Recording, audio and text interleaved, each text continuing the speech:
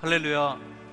오늘 거룩한 주일 예배에 나오신 여러분을 예수님 이름으로 환영하고 축복합니다. 우리 경건한 마음으로 하나님께 예배하는 이 시간 되길 원합니다. 우리 다 같이 자리에서 일어나셔서 주님 임재를 찬양드리며 우리 예배의 자리로 함께 나가겠습니다.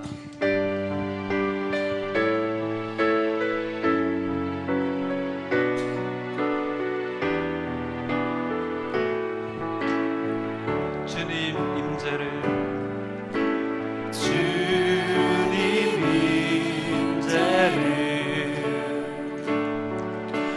쉬는 순간마다 난 느껴요.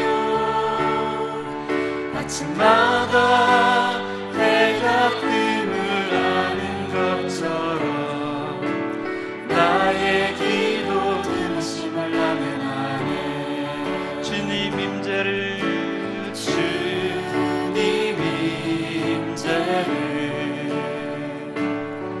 숨 쉬는 순간마다 난 느껴요. 아침마다 해가 뜸을 아는 것처럼 나의 기도 들으심을 나는 아네. 거룩 거룩 거룩 거룩 거룩 사랑의 경배 드리며 내 마음 주께 고백하리. 예수 나의 주. 거룩 거룩 거룩 거룩 거룩 사랑의 경배 드리며 내 마음 주께 고백하리. 예수 나의 주.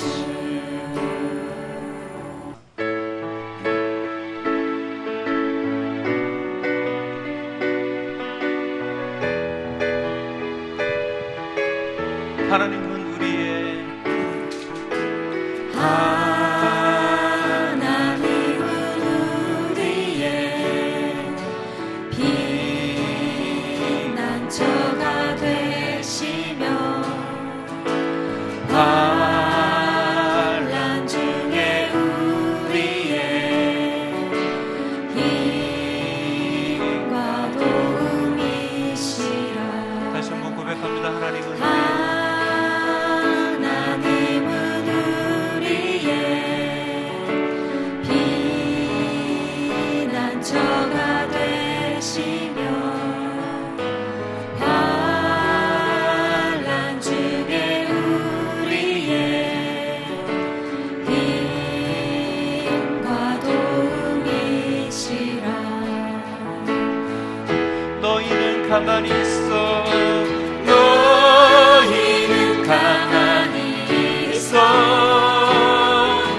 주가 하나님 내 말지어다. 열방과 세계 가운데 주가 높임을 받으리라. 사랑합니다 내 아버지. 사랑합니다 내 아버지. 찬양합니다 내 몸만 다하여. 선포합니다 예수 그리스도. 주님 오심을 기다리며 너희는 가만히 있어. 너희는 가만히 있어. 주가 하나님 내 말지어다. 열방과 세계 가운데 주가 높임을 받으리라. 사랑합니다 내 아버지. 사랑합니다 내 아버지.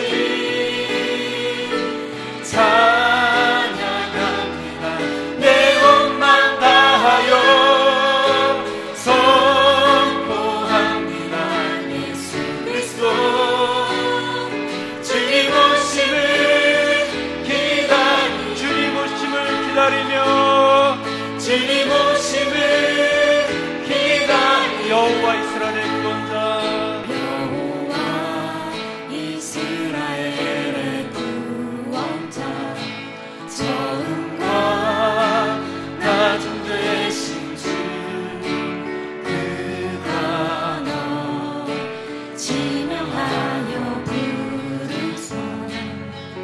주의 종 삼아 주셨네.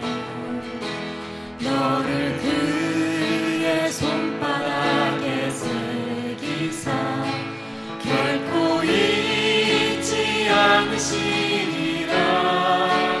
바람 주의 피난처가 되시며 항상 인도하시리. 너는 일어나 주의 빛을 발하라. 땅끝까지 주 선포하라. 그가 너로 이방의 빛을 삼아 구원을 베푸시리.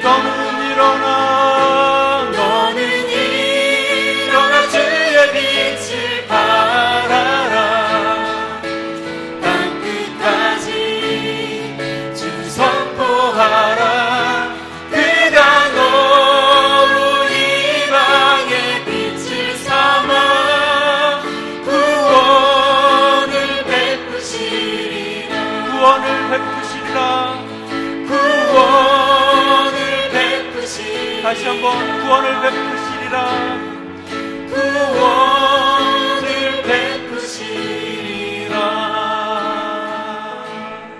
이 시간 우리 다 같이 함께 오늘 드려지는 주일 예배를 위해서, 그리고 말씀을 인도하시는 목사님을 위해서 다 같이 주여 한번 부르고 합심하여 기도하겠습니다. 주여!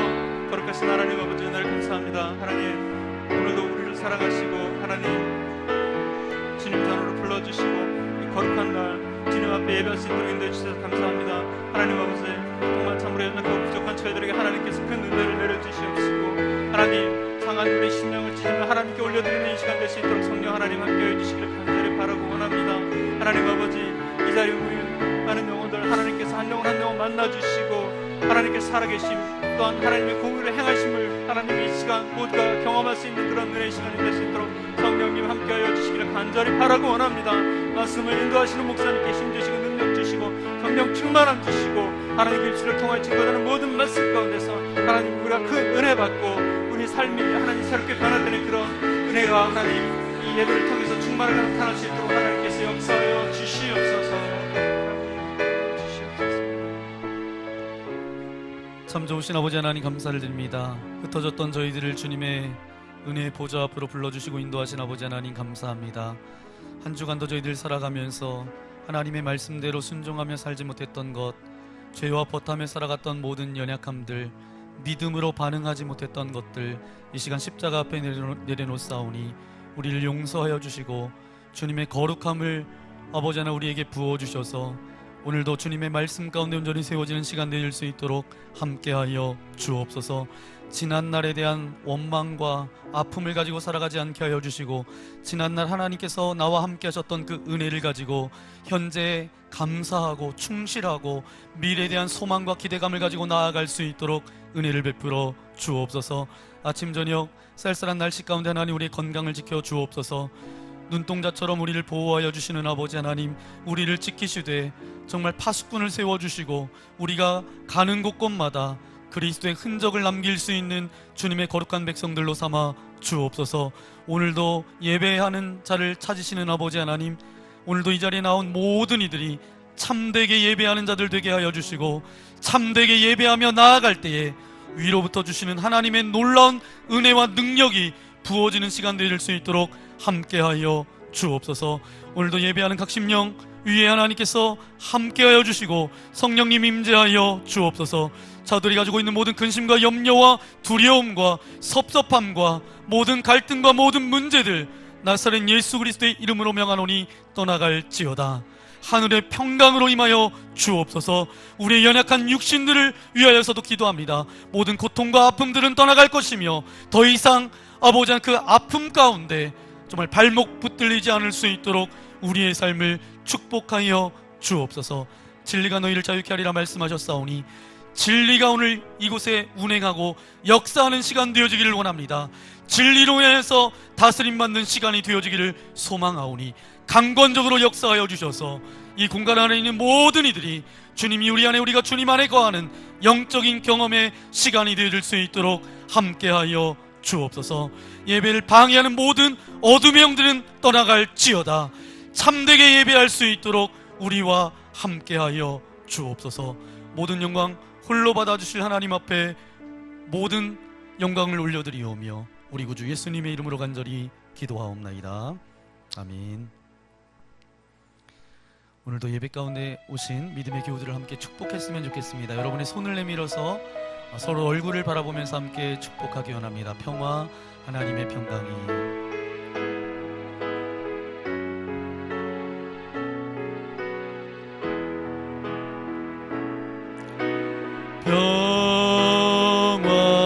하나님의 평강이 당신의 삶에 넘쳐나기를.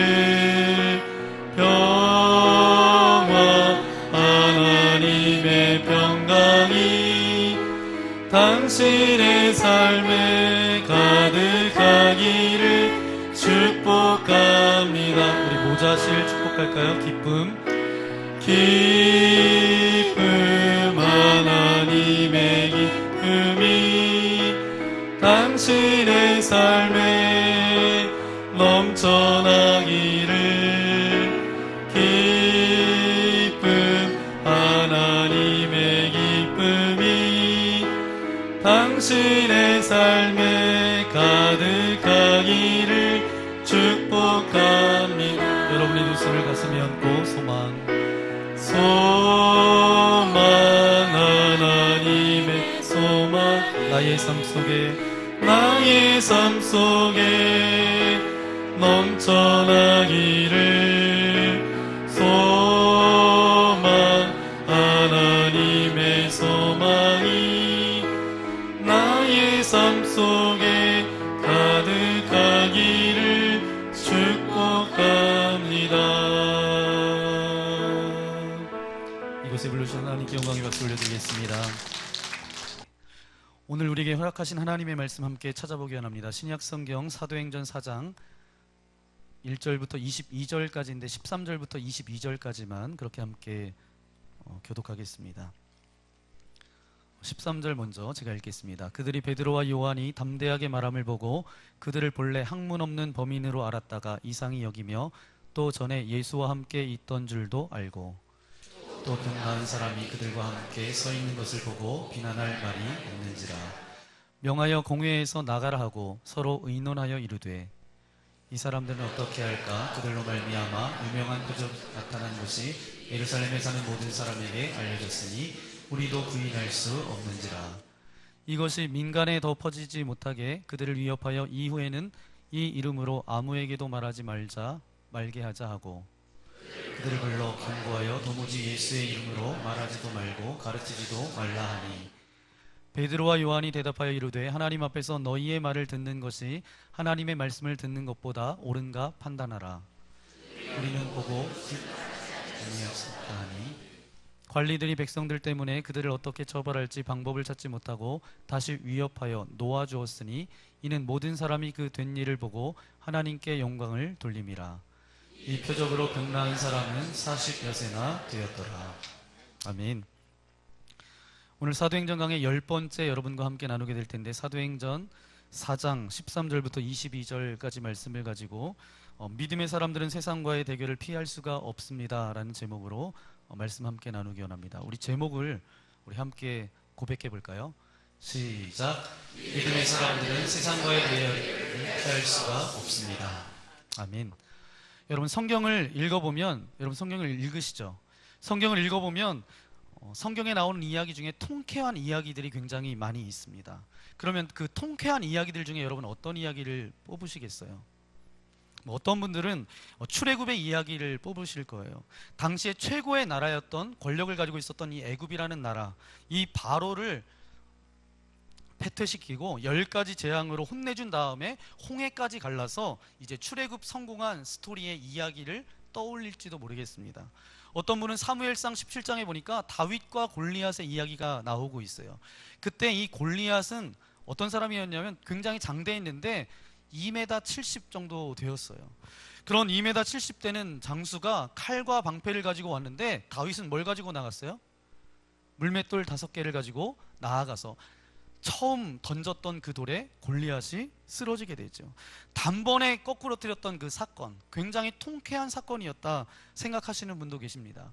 또한 열왕기상 18장 말씀해 보니까 갈멜산에 있었던 엘리야, 그래서 엘리야가 몇 명하고 싸워요?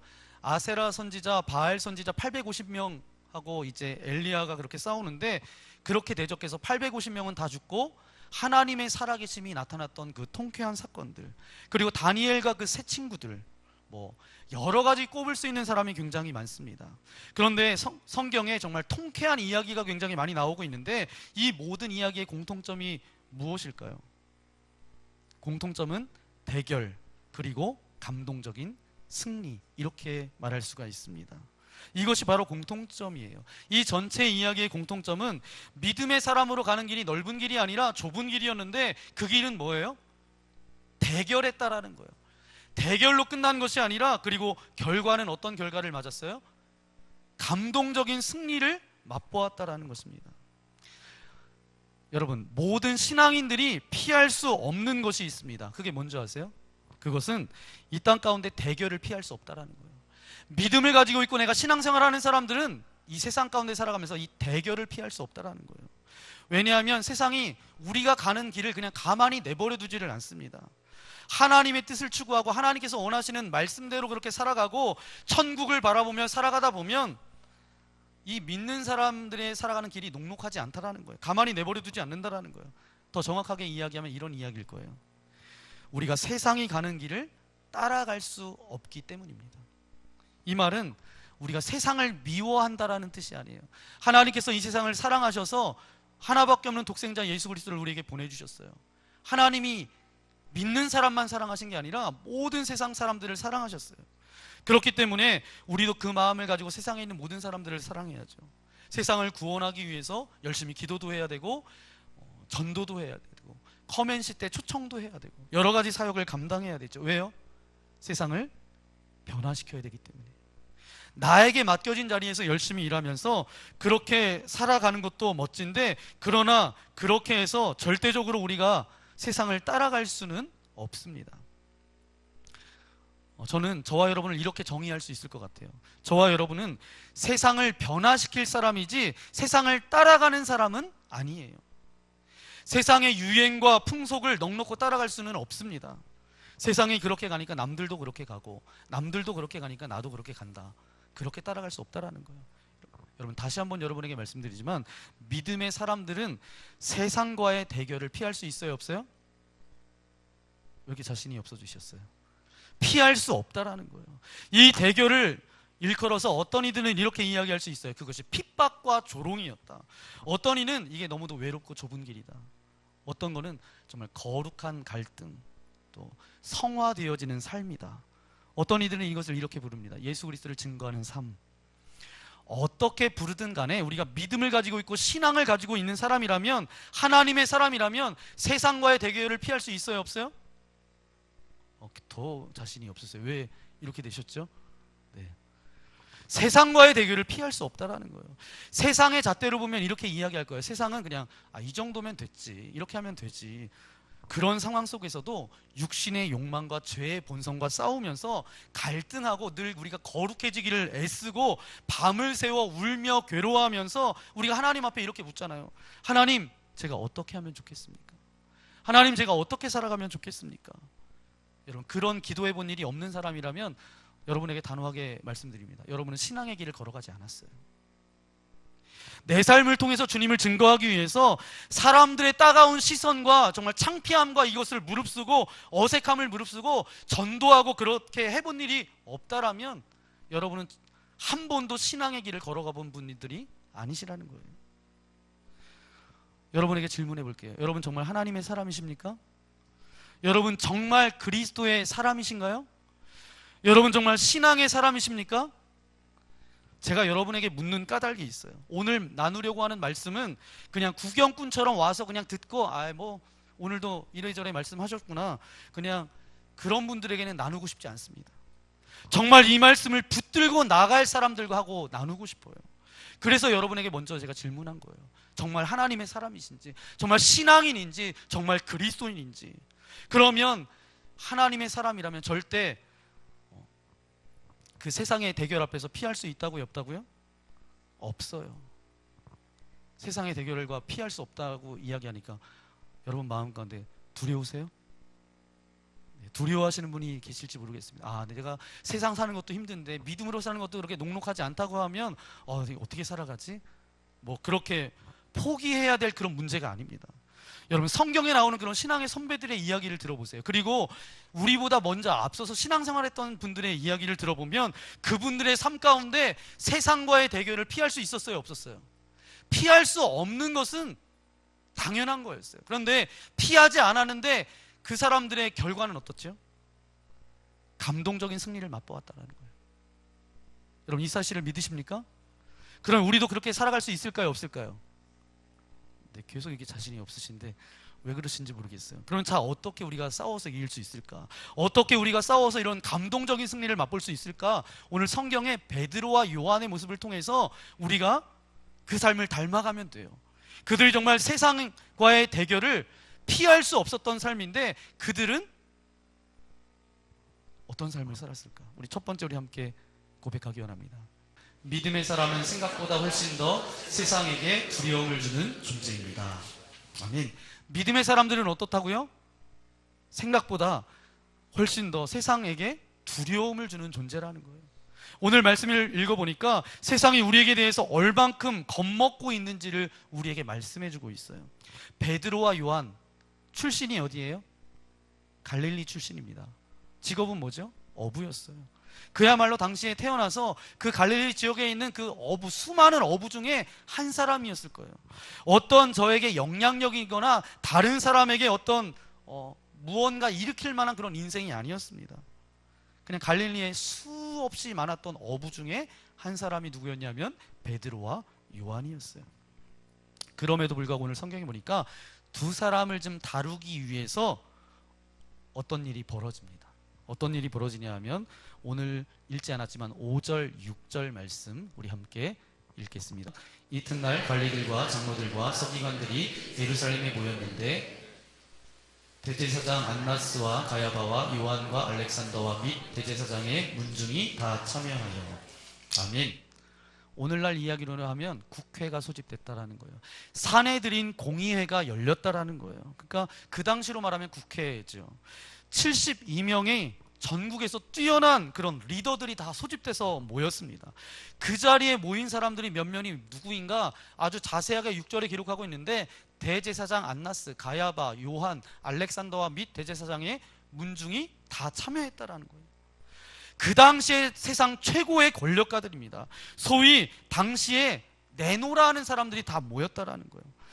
얼마나 이들이 모였는지 그렇게 누가가 그렇게 묘사하고 있는 거예요. 생각해 보세요.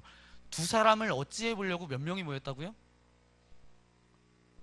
네, 72명이 모였어요. 사내들인의 그런 권력자들이 모였다라는 거예요. 여러분 생각해 보세요.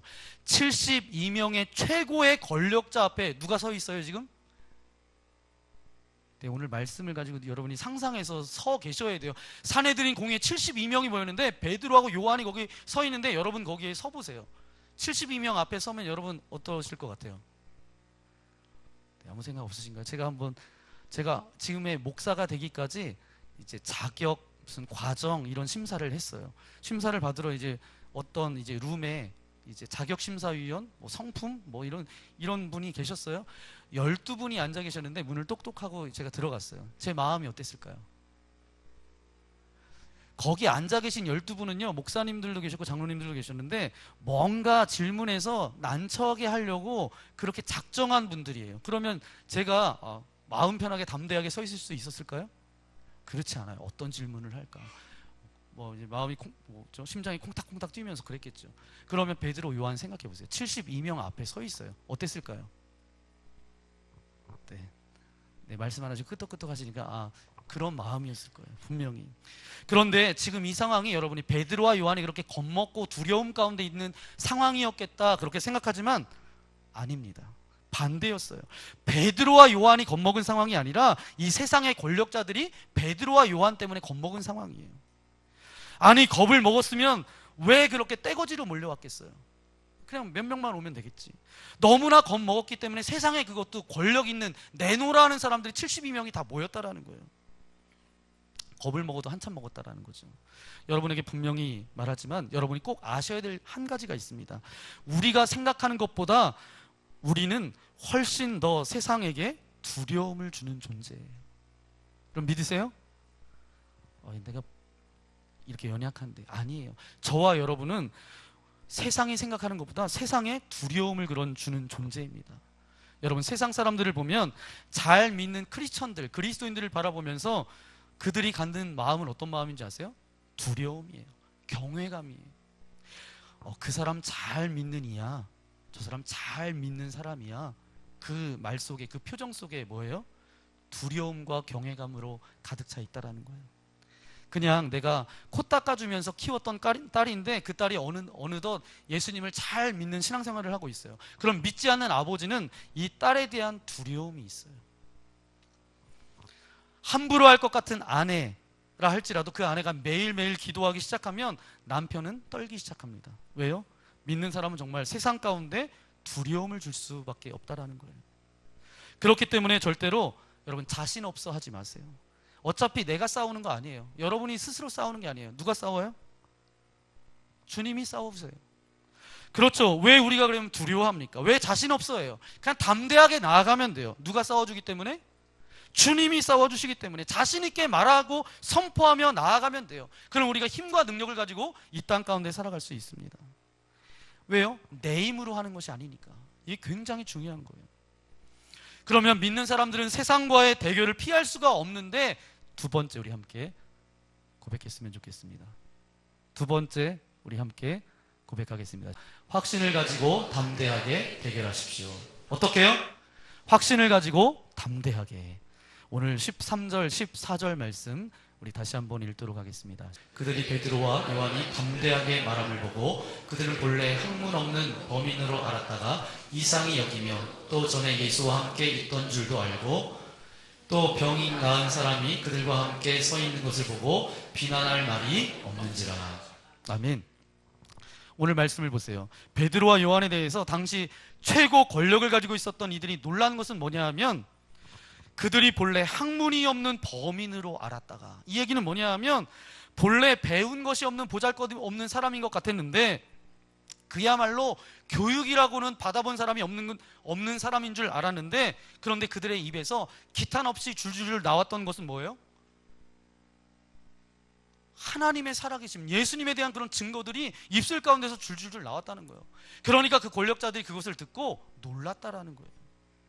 그 당시에 최고 권력자였던 제사장과 장로들과 서기관들 앞에서 그들이 얼마나 담대하게 말했는지 구구절절 그 말하는 것을 인정하지 않을 수 없었다라는 거예요.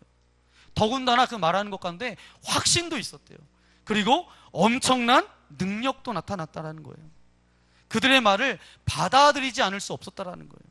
왜냐하면 그들이 말한 그 말은 그냥 말이 아니라 그들이 말한 그 말은 자신의 생명을 거는 사람이었기 때문입니다. 말씀을 보면 제일 먼저 저들 가운데 나타났다는 건 뭐냐 하면 담대하게 말했다라는 거예요. 조금도 주저하지 않고 단서를 달지 않았다라는 거예요. 뭐 잘 모르겠다, 확실하지는 않지만, 맞을지도 모르겠지만, 사실이 아닐 수도 있지만, 뭐 이런 단서를 달지 않았다라는 거예요. 확실하고 담대하게 직선적으로 이거다 저거다 담대하게 말했다라는 거예요. 이렇게 이야기했을 거예요. 예수님께서는 죽으시고 부활하셨습니다. 그분은 하나님의 아들이고 그분을 믿는 자들에게 구원을 허락하여 주십니다. 건축자의 버린 돌이 모퉁이 돌이 되었습니다. 하나님은 승리하게 하십니다. 뭐 이렇게 담대하게 말했을 거예요.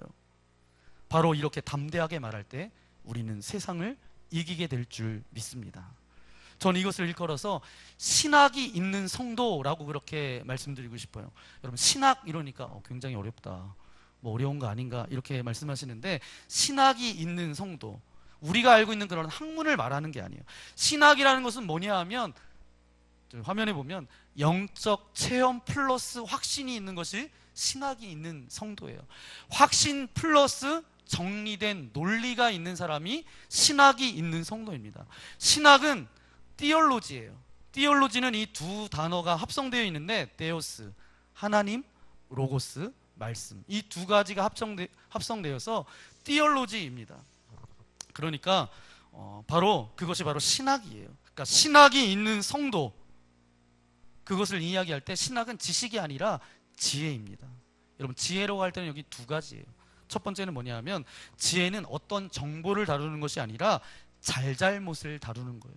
이것이 참된 것인지 참되지 않은 것인지, 맞는 것인지 틀린 것인지, 참인지 거짓인지, 이것을 다루는 것이 지혜예요. 두 번째, 이 지혜는 뭐냐 하면 우선순위를 다루는 거예요. 뭐가 먼저이고 뭐가 중요한지, 그것을 다루는 것이 바로 지혜입니다. 이 지혜, 이 두 가지를 다루는 것이죠. 저는 저와 여러분이 신학이 있는 성도가 되어야 될 줄 믿습니다. 이 자리에 있는 모든 분들이 신학이 있는 성도의 삶을 살아가야 돼요. 오늘 말씀해 보니까 베드로, 요한이 그런 분이셨어요. 정말 신학이 있는 성도였고, 신학이 있는 성도, 지혜가 충만했다라는 거예요. 대제사장들과 관원들과 서기관들이 도저히 어떤 말을 못하니까 자기들끼리 뭐냐 하면 의기투합해서 뭐라고 이야기해요? 권력을 사용해서 위협하자라고 서로 짰다라는 거예요. 여러분, 세상이 착각하는 것이 뭐냐 하면, 자기가 힘을 쓰고 무섭게 하고 겁박하고 독하게 하면 겁먹을 거라는 그런 착각들입니다. 물론 세상이 그런 협박이나 무서움에 겁을 먹을지 모르지만, 신앙의 사람은 절대로 세상에 의해서 위협당하지 않는다라는 거예요. 우리는 이미 세상을 이긴 분과 함께하는 사람이에요. 세상을 이기신 분과 함께하는 인생입니다. 세상에 무슨 힘으로 위협을 하겠어요? 주님께서 말씀하셨잖아요. 마태복음 10장 28절 말씀해 보니까, 몸을 죽여도 영혼을 죽이지 못하는 자들을 두려워하지 말라. 그런데 그것도 모르고 한 번 협박하고 겁박해서 이제 할 말이 없으니까 위협해서 다시는 예수의 이름 꺼내지도 말라고, 이런 일은 하지도 말라고 겁을 잔뜩 주고, 한 번 더 하면 알지 라고 겁박 줬다라는 거예요. 그렇게 협박했음에도 불구하고 그들이 들은 이야기는 더 비참한 이야기일 수밖에 없었습니다. 왜냐하면 차라리 그렇게 하지 말걸. 왜냐하면 19절 20절 말씀 우리 함께 읽도록 하겠습니다. 베드로와 요한이 대답하여 이르되, 하나님 앞에서 너희의 말을 듣는 것이 하나님의 말씀을 듣는 것보다 옳은가 판단하라. 우리는 보고 들은 것을 말하지 아니할 수 없다 하니. 여러분, 이 두 19절 20절 말씀을 읽으면서 여러분 마음 가운데 어떠세요? 어떤 감동이 있지 않으세요? 없으신가요? 이게 얼마나 감동스러운 두 절인데, 저는 이 말씀을 읽으면서 그냥 눈물이 핑 돌 정도였어요. 그 순간 살기등등한 저들을 향해서, 저들 앞에서 당당히 서 있는 이 베드로와 요한, 하나님 앞에서 너희 말을 듣는 것이 하나님의 말씀을 듣는 것보다 더 옳은가? 너희가 판단해 보아라. 나는 보고 들은 사실을 말하지 않을 수 없느니라. 이것이 얼마나 지혜로운 말이에요. 뭐가 우선순위냐? 내가 너희들의 말을 들으랴? 하나님의 말씀을 들으랴? 정확한 우선순위를 가지고 있었다라는 거예요. 먼저 구해야 될 것이 무엇인지, 따라갈 것이 무엇인지 정확한 진리 아니에요? 이것이 바로 지혜예요. 여러분, 다니엘과 세 친구가 느부갓네살 왕 앞에서 서가지고 저희들이 뭐라고 고백합니까? 그리 아니하실지라도 왕이여, 우리는 왕의 금신상에 절하지 않는 것을 아옵소서. 이렇게 말했을 때 얼마나 통쾌해요. 얼마나 통쾌한 승리예요. 이것이 바로 성도의 아름다움이고 확신의 선포입니다. 저와 여러분의 삶 가운데 여러분을 향해서 갖가지 협박하고 여러분 안팎으로 유혹하고 협박하고 넘어뜨리려고 하는 그런 세력들이 있습니다. 이런 상황 가운데 우리가 분명히 하나님의 이야기를 할 줄 아는 그런 인생이 되어져야 된다는 거예요. 내가 이 순간에 감정을 따라가랴, 하나님을 따라가랴. 내가 이 순간에 너희들 이야기를 따라가랴, 하나님의 이야기를 따라가랴. 내가 분위기를 맞추랴, 하나님의 말씀을 따라가랴. 나는 보고 들은 사실을 말하지 않을 수 없다. 이것이 우리가 고백해야 될 고백이 아닐까요? 그러면 믿음의 사람들은 세상과의 대결을 피할 수 없는데, 마지막 세 번째 우리 함께 고백하기 원합니다. 우리가 대결하기로 결정하면 승리는 예수님이 보장하십니다. 아멘. 대결하기로 결정하면 승리는 누가 보장하신다고요? 예수님께서 보장하신다라는 거예요. 오늘 본문의 대제사장과 장로들과 관원들이 이들을 잡아다가 놓고 다른 것 묻는 것이 아니에요. 너 출신이 어디냐? 너 학교 어디 나왔냐? 뭐 어떤 기적을 일으켰느냐? 뭐 그런 것 집중적으로 묻지 않았어요. 뭘 물었어요? 너희들이 무슨 권세로 누구의 이름으로 이런 일을 했느냐? 그렇게 묻습니다. 내가 무슨 권세로 누구의 이름으로 이런 일을 행했느냐? 이 얘기는 뭐예요? 너 말고 내 뒤에 있는 것이 뭐냐? 이렇게 물어보는 거예요. 배후를 캐는 거예요. 왜요? 그게 무서우니까. 그러면서 대제사장들과 세상의 권세자들이 깨달은 것이 있어요. 그것이 13절 말씀인데, 우리 13절 말씀에 보면 그들이 예수와 함께 있던 줄도 알고, 저것들 보니까 어디서 많이 봤다라고 깨달았다라는 거예요. 어떻게 봤어요? 얼마 전에 우리가 잡아 죽인 그 예수와 함께 있었던 이들이구나. 그들이 비로소 깨닫게 되었다라는 거예요. 그래서 캠벨 몰간이라는 사람이 사도행전을 강해하면서 그가 이 부분에 대해서 묘사하고 있는데, 이분은 이렇게 이야기합니다. 그들은 과거 시제를 사용하여 사도들이 예수와 함께 있었다고 말했다. 그러나 그것은 그들의 실수다. 그들 자신의 인간적인 철학에서 나온 결과이다. 그러면 무엇이 참된 진리인가? 예수께서 과거가 아니라 바로 그 당시에 사도들 안에 임재하시어 그들을 통해 말씀하고 계셨던 것이었다. 이 얘기는 뭐냐 하면, 하나님과 함께 있었던 사람이구나, 이게 아니고요. 지금 그들 안에 예수님이 계셔서 그들이 말하는 그 이야기는 예수님께서 말씀하시는 거구나. 이 세상의 권력자들이 베드로와 요한에 대해서 두려워하고, 그리고 베드로와 요한이 어떻게 그렇게 대단하게 덤벼들었을까요? 두 사람이 원래 용기가 많아서가 아니에요. 사람 앞에 서는 게 그냥 기뻐했던 사람들이 아니에요. 이들과 함께 동행하는 예수 그리스도 때문입니다. 우리가 세상 가운데 있을 때 세상이 우리를 두려워하는 까닭이 뭐예요? 저와 여러분 그냥 보면서 그냥 두려워합니까? 아니에요. 우리에게 무슨 힘이 있어서, 우리가 그 사람보다 목소리가 커서 소리를 잘 지를 수 있어서, 그게 아니에요. 건드리면 터지니까, 폭탄이니까, 그게 아니라는 거예요. 세상이 정말 우리를 두려워한다면 우리 자체가 아니라 뭐예요? 우리 안에 누가 계시기 때문에? 예수 그리스도 때문인 줄 믿습니다. 그렇기 때문에 절대로 세상과의 대결을 소홀히 하지 말아야 돼요. 그 말입니다. 이 싸움은 나만의 싸움이 아니라는 거예요. 이거는 저와 여러분의 싸움만이 아니라는 거예요. 이것은 하나님의 나라와 어둠의 세력과의 싸움입니다. 그렇기 때문에 절대 타협하면 안 돼요. 대결을 소홀히 여기면 안 됩니다. 그냥 적당히 넘어갈 수 없어요. 세상이 우리를 두려워하는데 우리 자체를 두려워하는 것이 아니에요. 그렇지만 이 세상의 영들은 우리 안에 있는 예수 그리스도의 권세를 두려워합니다. 그 권세를 막고 싶어하고, 그 역사를 막고 싶어하고, 그것을 꺾고 싶은 것이 세상의 권세자들이에요. 여러분, 놀랍게도 말이죠, 그 베드로와 요한이 서 있던 자리가 어떤 자리인 줄 아세요? 얼마 전에 주님이신 예수님께서 재판받으신 자리가 그 자리입니다. 생각해 보세요. 하나를 없앴더니 몇 명이 튀어나왔어요? 두 사람이 튀어나왔어요. 그러면 두 사람을 없애면 몇 명이 나올까요? 4명이 나오겠죠. 그럼 4사람이 또 나오면 8명이 나오겠죠. 어떻게 막겠어요, 세상에서? 그들은 베드로와 요한이 아니에요. 예수가 그 안에 계신 베드로와 요한인 것입니다. 예수와 함께 있었어요. 더군다나 그들이 살아계신 예수님을 그냥 말만 하는 것이 아니라 그 살아계신 예수님으로 인해 이미 일어났던 역사. 나면서 걷지 못했던 자, 지난주에 말씀드렸죠. 나면서 걷지 못했던 자, 정말 세상 가운데 자기의 삶을 비관하며 살 수밖에 없었던 그 장애인이 예수 그리스도의 이름으로 일어나 걸으라 했을 때 그가 회복됐잖아요. 회복된 그 사람도 거기 함께 서 있었다라는 거예요. 그러니까 세상 권력자들이 할 말이 있었겠어요, 없었겠어요? 없었어요. 왜요? 변화된 사람도 그 자리에 있었으니까. 여러분, 우리 안에 예수가 충만해지고 예수님과 함께 있으면서 예수님이 서 있던 그 자리에 서 있으면 증거가 나타난다는 거예요. 우리의 삶 가운데 예수님께서 행하시는 회복의 역사가 나타나게 될 줄 믿습니다. 아멘? 맞아요. 세상이 뭐라 그래도 우리의 삶 가운데 회복의 역사는 나타난다는 거예요. 우리가 변한다고요. 우리의 삶이 달라져요. 그리고 우리 주변 사람들이 변화되어지기 시작합니다. 모든 것이 달라지기 시작해요. 자, 보세요. 내 안에 예수님이 있고 내 옆에 예수님이 계신 증거로 나타난 회복의 증거가 있으면 세상이 뭐라고 말하겠어요? 그거에 대해서 할 말이 없습니다.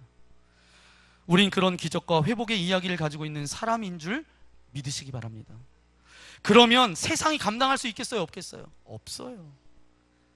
그러면 우리가 어떻게 해야 돼요? 늘 세상 앞에 대결할 수밖에 없는데, 그러면 그 대결 가운데 많은 믿음의 사람들이, 성경의 인물들이 감동적인 승리를 맛봤던 것처럼 우리도 그 감동과 감격을 맛봐야 되지 않겠어요? 이것이 바로 신앙인의 길이고 믿음을 가지고 살아가는 사람들의 길임을 분명히 믿습니다. 그런데 여러분이 잊지 말아야 될 것 하나가 있어요. 대결은 저와 여러분이 해야 된다는 거예요. 그러나 우리가 대결만 하면 감동적인 승리는 누가 약속해 주셨어요? 예수님께서 약속해 주셨기 때문에 우리는 승리하게 될 줄 믿습니다. 누구처럼요? 베드로와 요한처럼. 그래서 오늘 성경은 우리에게 말씀하고 계시는 거예요. 너희가 베드로와 요한이 되어라. 세상의 대결 앞에 무릎 꿇지 말고 그 가운데 믿음을 보이고 확신을 가지고 정말 그 대결 앞에 직면하기만 하면 그 승리는 누가 가져다 주신다고요? 예수님께서 승리하게 만드신다라고 그렇게 약속해 주고 계십니다. 이제 한 주간 살아갈 때 여러분 앞에 대결, 여러분을 못 살게 굴고 사단은 가만히 두지 않을 거예요. 그 대결 앞에서 승리하는 저와 여러분의 삶이 되시기를 예수님의 이름으로 간절히 축원합니다. 이 시간 함께 기도하기 원합니다. 하나님, 정말 베드로와 요한을 우리가 바라봅니다. 주님, 공회 앞에서 당당했고 72명 앞에서 당당하게 그가 서서 예수 그리스도의 복음을 하나님에 대해서 선포하고 예수님을 믿는 것이 바로 구원의 길입니다. 하나님은 지금도 살아서 역사하십니다. 선포했던 것처럼 아버지 하나님, 우리도 그렇게 담대함을 허락하여 주시고 확신을 허락하여 주셔서 세상이 두려워하는 존재로 살아갈 수 있도록 은혜를 베풀어 주옵소서. 우리가 대결하기로 결정하면 승리를 이끌어 주시는 분은 우리 주님이십니다. 날마다 우리가 승리를 맛볼 수 있도록 베드로와 요한으로 이 땅 가운데 살아갈 수 있도록 나와 함께 해달라고 이 시간 말씀을 생각하면서 우리 주여 한번 부르고 기도하기 원합니다. 주여! 거룩하신 아버지 하나님 감사합니다. 우리를 사랑하여 주셔서 구원하여 주시고 주의 잔에 삼아주신 아버지 하나님 감사를 드립니다. 우리는 부족합니다. 우리는 연약합니다. 아버지 하나님, 하지만 하나님께서 정말 독생자 예수 그리스도를 우리 가운데 보내주셨는데 우리가 세상과 대결하기로 결단하기만 하면 예수님은 우리에게 승리를 가져다 주십니다. 바로 베드로와 요한처럼 우리가 이 시대에 베드로와 요한이 되게 하여 주시고 믿음으로 선포하며 정말 주눅들어 살아가는 인생이 아니라 세상 가운데 두려움을 주는 존재로 살아갈 수 있도록 은혜를 베풀어 주옵소서. 내가 그런 존재임을 믿음으로 고백하며 나아가게 하여 주시고, 그래서 우리가 담대하게 그 대결을 선포하게 하여 주시고, 그렇게 나아갈 때 우리의 삶 가운데 승리만이 남겨질 수 있도록 은혜를 베풀어 주옵소서. 우리 교회 모든 성도들이 승리자가 되어지기를 원합니다. 한 주간 승리의 깃발을 휘날릴 수 있도록 저들의 삶 가운데 대결하며 맞닥뜨리고 믿음으로 반응하며 나아갈 수 있도록 은혜를 더하여 주옵소서. 함께 하심을 믿고 감사를 드리오며 우리 구주 예수님의 이름으로 간절히 기도하옵나이다. 아멘. 네, 오늘 말씀을 생각하시면서 함께 찬양할 텐데요, 여러분이 한 번도 불러보지 못한 찬양일 수 있습니다. 새로운 찬양일 수 있는데 그 가사의 고백이 저와 여러분의 고백이 되었으면 좋겠습니다. 나는 믿네. 나는 주 예수님을 분명히 믿습니다. 나와 함께 하신 그분을 믿습니다. 날마다 믿음으로 나아가겠습니다. 그 고백이 저와 여러분의 고백이 되기 원합니다.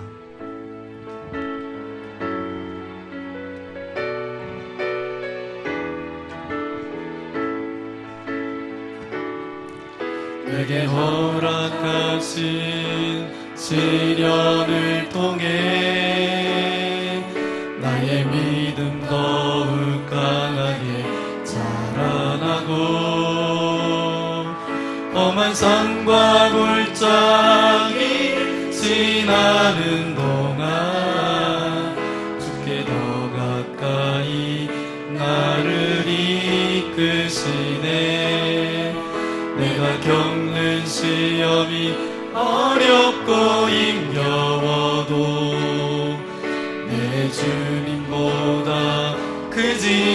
않네. 내 앞에 바다가 갈라지지 않으면 주가 나로 바다 위 걷게 하리니 나는 믿네. 주의 능력으로 내 삶 새롭게 되리. 나는 믿네. 주의 능력으로 담대히 나가리라.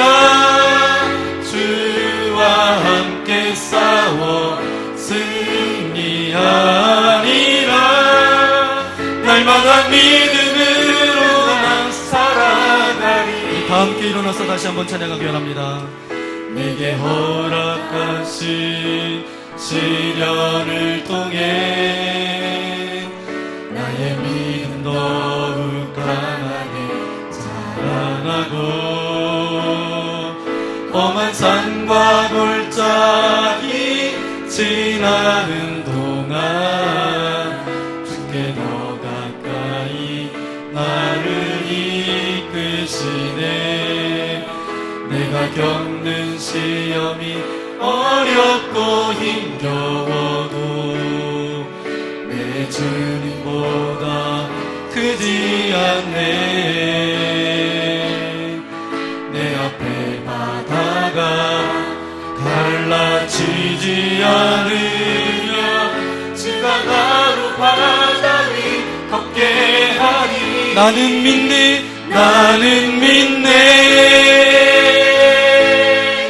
주의 능력으로 내 삶 새롭게 되리. 나는 믿네. 주의 능력으로 담대히 나가리라. 주와 함께 싸워 승리하리라. 날마다 믿음으로 나 살아. 날마다 믿음으로, 날마다 믿음으로 나 살아가리. 다시 한번 날마다 믿음으로, 날마다 믿음으로 나 살아가리. 감사합니다. 아버지 하나님, 날마다 믿음으로 나 살아가겠습니다. 날마다 믿음으로 나 살아가겠습니다. 네. 오늘 말씀을 통해서 베드로와 요한이 공회 앞에서 당당했던 모습을 보며 우리도 도전받습니다. 주님, 이 세상과 적당히 타협하면서 살지 않게 우리를 붙들어 주옵소서. 대결 그리고 감동적인 승리 나도 맛보게 하여 주옵소서. 세상 가운데 살아가면서 조롱과 멸시받는 인생 되지 않게 하여 주시고, 어느 곳에서든지 진리를 선포하며 확신 가운데 담대함으로 나아갈 수 있는 세상이 두려워하는 존재로 살아갈 수 있도록 은혜를 베풀어 주옵소서.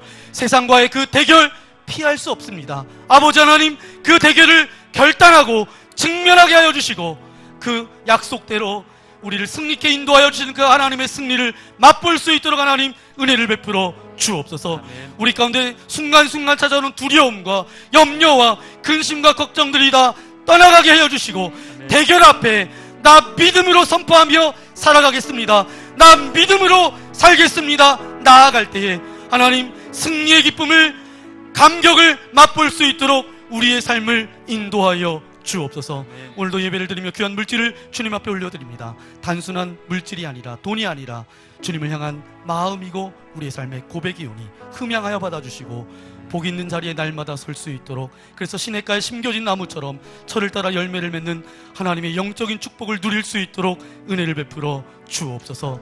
아버지 하나님, 특별히 한 주 동안 우리가 보내게 될 텐데 환절기에 건강 잃지 않도록 동행하여 주시고, 육신의 연약함으로 인하여서 또 병원에 있어서 나오지 못하는 이들이 있습니다. 시간과 공간을 초월해서 역사하시는 아버지 하나님께서 찾아가셔서 저들의 고백 가운데 나 믿음으로 살아가겠습니다, 나 날마다 믿음으로 살아가겠습니다, 저들의 고백 가운데 나아갈 때마다 회복의 역사가 저들 가운데 맛보아질 수 있도록 은혜를 베풀어 주옵소서. 아멘. 이제는 성부, 성자, 성령 하나님의 놀라운 은혜와 사랑과 늘 우리와 함께하여 주심이, 믿음의 사람들은 세상과의 대결을 피할 수 없습니다. 그러기에 내가 세상의 두려움을 주는 존재입니다. 그리고 확신을 가지고 담대함으로 나아갑니다. 이 대결에 직면하겠습니다. 결단하며 나아가는 이곳에 모인 주님의 거룩한 이들 위에, 이들이 살아갈 모든 삶 위에, 또한 이 나라 이 민족 위에 이제로부터 영원토록 함께하옵시기를 간절히 축원하옵나이다. 아멘.